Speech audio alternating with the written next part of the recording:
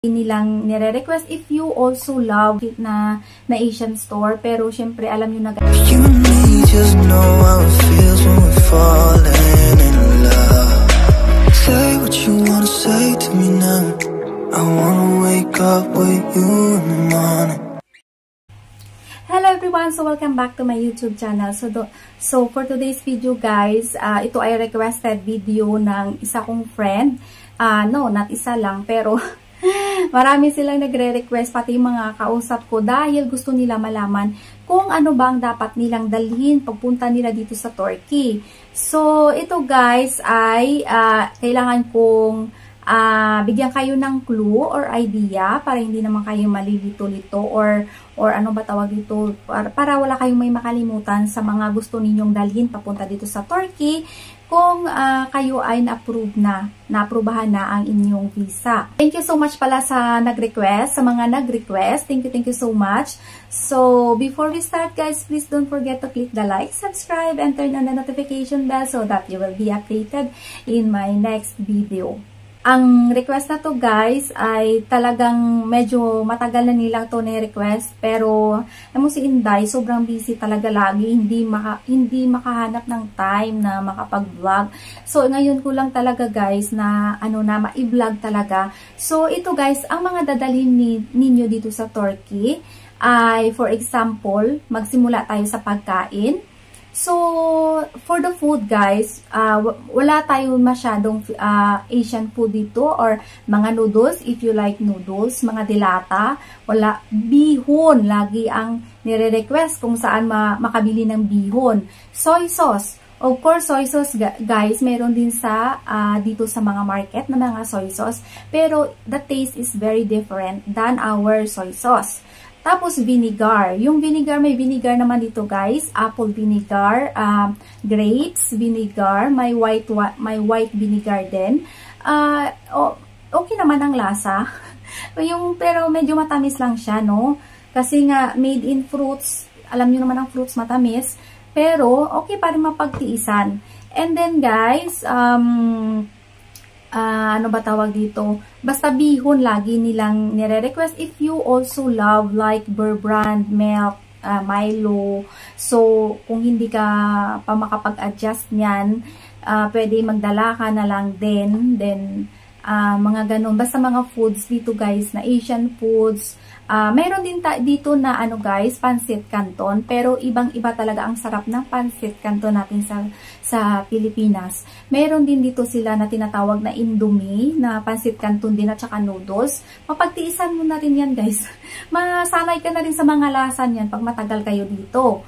So, and then guys, number 2, beauty products. If ikaw ay mahilig sa beauty products, for example, like mga whitening, kasi walang whitening dito sa Turkey guys, walang whitening. So, meron naman silang mga cleanser, pero iba yung cleanser nila dito, parang tubig. Parang tubig guys. Ako talaga guys, fan ako ng Skinol. So, nagpabili din ako sa friend ko ng Skinol. Tapos, dinitipid ko lang talaga guys. Kailangan maliit lang talaga na cotton ang ilalagay ko para na hindi masipsip ng cotton yung water ng Skinol ba. Tapos, sige lang ako. Diyos ko Lord. Kasi parang, ang tawag dito, matagal akong hindi nakagamit ang Skinol guys. So, ako, may ano pa naman ako guys, yung parang, nagaano ba, yung ganun guys, o yan, marami akong ano tawag yan, freckles, kasi nga siguro dahil din dito sa weather na sobrang init, sobrang lamig, plus sa tubig na ang pangit-pangit ng tubig dito. Tapos yung mga allergy ko lumalabas na. Ayan guys, so kung mahilig kayo sa mga beauty products, magtala na rin kayo ng mga beauty products nyo. Plus Kojic guys. Kung mahilig kayo sa Kojic, ayan, magdala na rin kayo ng Kojic. Tapos, kung mahilig din kayo sa, ano tawag dito, yung hinahaplas, anong hinahaplas, yung yung oil ewan ko, nakalimutan ko guys yung name, yung parang oil, parang minamassage yung medyo malagkit, yung medyo menthol siya. Yan, basta i-comment nyo na lang sa comment box ko guys kung anong name yan. kasi nakalimutan ko, matagal na kasi talaga akong hindi nakakaano ng mga Filipino products. Pag may magregalo lang sa akin from Philippines na, ate, ay salamat sa pagtulong mo sa Turkish visa, na-approve yung visa ko, gusto ko padalan kita ng gift, anong gusto mo? Minsan nire-request ko lang guys, isa lang bihon. Kasi ayoko rin naman magre-request na ng marami. Kasi syempre may mga bitbitin din kayo. So kayo, depende lang. Pero gusto ko, kung kaya mong magbitbit ng bihon kahit kalahating kilo lang, naku grabe, sobrang painful ko talaga. Tapos, yan mga beauty products, no? Eskinol, mga whitening products guys, kasi wala yan dito. So if mahilig ka yan, so magdala ka na ng marami, pero not much guys, kasi baka bigyan kayo ng tax, baka iyan nila na bibenta mo yan dito. So not much, siguro mga 3 pieces, 5 pieces enough na for your consumption. Pero pag mag more than 10 na, baka pataka na kayo ng tax, dahil baka ibig sabihin ibebenta na ninyo dito. So hindi rin pwede pag sobrang marami. And then guys, sa damit naman, yung iba nagtatanong if pwede bang mag-short ng maiksi. Of course, pwede guys, mag-short ng maiksi. Tingnan nyo, ako nga, tawag dito, parang bolig na yung mga short ko. Ay, nako, ewan na lang. Pwede guys, pero ang tanong is, payag ba si husband mo or si fiancé mo na mag-short ka ng maiksi? Payag ba? So, nasa iyo na. Pag-usapan nyo muna ang mga susuotin mo bago ka pumunta dito. Kasi pag hindi siya pumayag, tapos dinala-dala mo yan, useless. Hindi mo rin masuot. Tapos, about damit, syempre pag winter, malamig, kung mayroon kang long sleeves, at saka mayroon kang mga pantalon, dalhin mo na para sa winter. Tapos, kung summer naman, mga sleeveless o like this, gaya na maiksi ang short ni Inday. Pero depende guys kung papayagan kayo ng husband mo na magsuot ng maiksi. So kung hindi, di wala tayong problema. Kung hindi ka papayagan, di problema mo na yan. Pero kailangan ninyo pag-usapan ang damit mo. Okay lang ba sa'yo, honey, na maiksi ang isusuot ko, ganitong short ko? Siyempre, papicturan mo, send mo sa kanya, okay lang ba sa'yo yan? Diba? So, kasi guys, pag hindi pwede, useless, baka pag-awayan lang ninyo yan. At saka baka gugupitin lang din niya, sayang. Iwan mo na sa Pilipinas, para pag nagbakasyon ka sa Pilipinas, at least may gagamitin ka, may masusuot ka, hindi ka na magdala ng mga damit. So, ang madadalhin mo na lang ang yung mga pasalubong for your family. So, para hindi ka na magdala ng damit mo kasi may mga damit ka na doon. At saka okay naman yan sa Pilipinas na magsuot ng mga maiksi. Dito lang kasi guys na may ang mga asawa talaga namin ay napaka-conservative. Ako guys, hindi na ako pinipigilan ng asawa ko magsuot ng mga maiksi, mga sexy. Kasi ano pa magagawa niya? Dalawa ng anak namin. Di ba? Wala nang may mag-ano sa akin kasi dalawa ng anak namin. Parang lakas loob na siya. Pero noong wala pa kaming anak, ay nako Diyos ko Lord, hindi. Bawal. Hindi pwede. Pwede ka mag-short ng maiksi pag nasa bahay. Pag lumalabas kami, nakapantalon ako. Tapos nakaiksi lang ako pag pupunta kami ng beach. Pero pag pumunta kami ng mga ibang place, mall, nakapantalon talaga ako guys. Or naka-leggings. O kaya long dress. Naka-long dress ako. Ganyan talaga ang suot ko. Hindi niya ako pinapayagan na talagang lumalabas na sobrang iksi talaga ng damit ko. Especially kung kasama ko lang ang kaibigan ko. Kailangan. Pero pag kasama ko siya guys, okay lang din sa kanya na nagsushort ako ng maiksi. Basta kasama ko siya. Ayan guys, so yan ang mga bagay guys na dapat ninyong dalhin dito sa Turkey. Depende rin kasi sa weather, meron na malamig, mainit. So, but sa mga damit guys, kausapin nyo muna si partner nyo kung okay sa kanya ang mga maiksing damit. So, ayan guys, and then of course, kung mahilig rin kayo sa makeup, meron din mga makeup dito guys, pero napaka-mahalers. Sobrang mahalers ng mga makeup dito kasi puro branded guys. So, pero kung mayroon kayong mga sarili na ninyo mga makeup, so, ayan. At if you are fan of feminine wash, ayan, magdala na lang din kayo ng feminine wash kasi parang hindi mo yan makikita dito. Parang meron din ata siguro kasi may Watson din dito guys. May Watson din dito, may gratis. Pero iba ang mga product nila. Ewan ko, hindi ko maintindihan. At saka kung mahilig din kayo guys sa cream silk, may mga hair conditioner din dito. Yung cream silk dito guys, tinatawag nilang, walang cream silk pala dito guys, walang cream silk. Sun silk lang. Yung sun silk, tinatawag nila dito na sun silk ay yung Elidor. Yan ang sun silk dito. Pero walang cream silk. So kung ikaw ay fan ng cream silk, magdala ka na lang ng cream silk. Please, huwag kayong magdala ng sachet kasi nakakahiya yan. Alala ko tuloy, nagdala ako ng Head and Shoulders at saka cream silk na sachet. Sabi na sa ko, huwag mo ipakita yan, nakakahiya.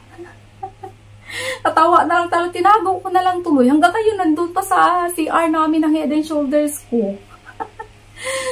Kasi dinala ko sa sa hotel, nag-ano kami, kasi ayoko ng shampoo sa hotel. Dinala ko, tapos sabi niya, tago mo yan, wag mo ipakita yan. Tapos pag ginamit mo, wag mong iiwan sa bathroom kasi pag may maglilinis na makikita, nakakahiya yan sa shame mo. Kaya yun guys, ay nako, ewan ko na lang. Kaya kung magdala kayo ng cream silk, naka-bottle siya, no? Tapos kung ano pa yung mga shampoo na gusto niyo, naka-bottle din siya. Huwag kayong magdala ng sachet kasi nakakahiya. Nakakahiya yan. Ayan, so, yan guys. At kung may mga tanong pa kayo guys, please comment kayo sa comment section ko and please don't comment under sa comment ng iba kasi matatambakan, hindi ko na makikita. So, at hindi ko na rin masasagot. So, please write your own comment sa comments box kung ano ang mga tanong ninyo na hindi ninyo na ano dito sa video na to. Kasi minsan nakakalimutan ko na rin. So, basta wala masyadong Asian food pero may Asian store dito. Pero, syempre ang presyo na niya guys, mahal na din. And then, about sa mga gulay na mga Filipino foods, na mga vegetables, at saka mga fruits, mahirap hanapin. Like for example, ang palaya, sayote, ang hirap hanapin dito guys. Pero meron sayote, meron din ang palaya, pero mahirap siyang hanapin. At yung ampalaya naman nila na binibenta ay hinog na, yung orange na. Ay, kakaloka. So, lucky lang talaga ako guys na meron kaming kaibigan na may hacienda at nagtatanim siya doon. So, meron kami. At saka kalabasa guys. Yung kalabasa din dito ay iba. Hindi siya kalabasa. Parang pumpkin siya. Matamis. Balkabak yung tawag nila dito. Tapos, so kung gusto niyo guys, pwede kayo magdala ng mga seeds. Kung mayroon kayong farm, kung yung inyong partner ay may farm at doon kayo sa farm na ma-stay, matitira, pwede kayo magtanim. Kasi may kilala ako na sa farm siya na sa farm sila tumitira. So, nagtatanim siya doon. So, magdala na kayo ng mga seeds ng mga gusto ninyong kakainin like ampalaya, like kalabasa, squash. Kasi ang iba yung squash nila dito guys. Hindi squash kundi pumpkin. Yan. So, at saka kung gusto din ninyo kamote, meron din kamote dito sa market, sobrang mahal din. At makakabili din kayo niyan dito online na Asian store. Pero syempre, alam nyo na guys, mahal na. So, kung mayroon kayong farm dito guys, o kaya garden sa bakuran ninyo, sa bahay na titirahan nyo, magdala na kayo ng seeds. At pati yung balatong guys, yung string, yung bean string, yung mahaba babalatong. Wala rin yan dito, meron pero minsan lang. Once in blue moon, kung lucky day mo, makita mo, di ganun. Pag nakita yung asawa ko niyan, bibili siya kaagad. Kahit hindi ako marunong magluto, bibili yan siya kaagad. Bahala ka dyan. Tapos sabihin niya sa akin, papuntahin mo yung mga kaibigan mo dito para pagluto kanila. Kasi bumili siya ng long bean string, yung mahaba, yan. Pero may munggo din dito guys pala, no? Okay lang ang munggo kasi may munggo dito. Kahit mamunggo ka pa araw-araw. Ayan, so ayan guys, napaka-funny lang talaga ng mga bagay na hindi natin na-use kainin. Pero I'm swear guys, I'm swear. Before unang-una ko dito guys, I was crying totally. Super naiiyak ako, namimiss ko kumain ng jackfruit, namimiss kong kumain ng rambutan, bihon, ganun. Namimiss ko talaga kumain ng mga ganun. Hindi ako marunong magluto ng Filipino food guys kasi kaya nga maraming nagtatanong sa akin, bakit hindi ka marunong magluto ng Filipino food? Kasi alam nyo guys, noong maliit pa kami, hanggang lumaki kami, tatay namin nagluluto. At sobrang sarap ng magluto ng tatay namin. At hindi niya kami tinuturuan. Once na magsabi ako, tay, ano ba yan, tutulungan kita? Ano pang hiwain mo? Para makita ko naman kung paano niya ginagawa. Pero ang sagot niya sa akin, naku, wag mong sirain yung menu ko. Umupo ka doon, tatawagin kita pagluto na. O, diba? Ang prinsesa ng tatay. So, kaya guys, hindi talaga ako sa kusina. hindi talaga ako natuto sa kusina at hindi natuto lang ako maghugas ng pinggan. Magsaing nga sunog pa. Ang alam ko lang ang gawin guys, pritong itlog, pritong hotdog, ganun lang, pritong toyo, yan lang. At tapos natuto na lang din ako magluto ng munggo nung nandito na ako sa Turkey dahil sobrang namimiss ko na talaga. Nag-YouTube pa ako, search pa ako kung paano ko palutuin ang munggo ko. Tapos kung minsan naka-video call kami ng tatay ko, tay, paano ba lutuin itong munggo? Sabi niya, huy, ilaga mo muna ha, wag mong ilaga mo muna yan hanggang lumambot. Ilaga pala yan tayo. Sabi niya, oo, ay ano ka ba, di ka ba marunong magluto? Sabi ko, kaya nga sabi ko sa'yo sa dati, turuan mo kung paano magluto. Sabi ko sa'yo, mag-asawa ka ng chief cook sabi niya, paluto mo yun sa asawa mo. Sabi ko, hindi na marunong magluto. Ang asawa ko tayo, toast lang ang alam. Mag-toast bread ba? Yung toast bread, lagyan ng cheese, tapos ilagay sa toast machine. Yan ang pagkain namin pag may sakit ako, toast bread. Ay, Diyos ko Lord, nakakabaliw. Ngayon, natuto ako magluto guys kay Bienan, sa nanay ng asawa ko nung buhay pa siya. Every time na magluluto siya, tinatawag niya sa kwarto, Angel, sabi niya, magluto na tayo. Sige, ako ang tagahiwa, ako tagahugas, tagahiwa, siya yung taga-mix doon. Tapos sabi niya, sige na, ilagay mo na. Okay na, ilagay mo na. Tikman mo, dali. Natuto ako kay Bienan, kaya masarap ako magluto ng Turkish food, charot. Kaya yung asawa ko lumalaki na lang yung tiyan dahil masarap akong magluto ng Turkish food. Dahil kay Bienan ko talaga natutunan lahat. Tapos minsan pag nagluluto ako ng Turkish food, naiiyak na lang ako kasi 'di ba wala na siya. Ayan guys, so ayun na naman, napahaba na naman ang vlog ko. Ayan. Thank you so much sa mga may mga katanungan ha. Comment na lang sa baba at sa mga gusto pa ninyong malalaman dito sa Turkey at sa mga para sa susunod kong iba-vlog, kung may mga tanong kayo, iba-vlog ko kung gusto ninyong malaman. Ayan. So, thank you so much sa pagsubaybay sa aking mga kamarites at sa mga ka-artines minsan. Ayan, thank you so much and God bless all. Bye-bye!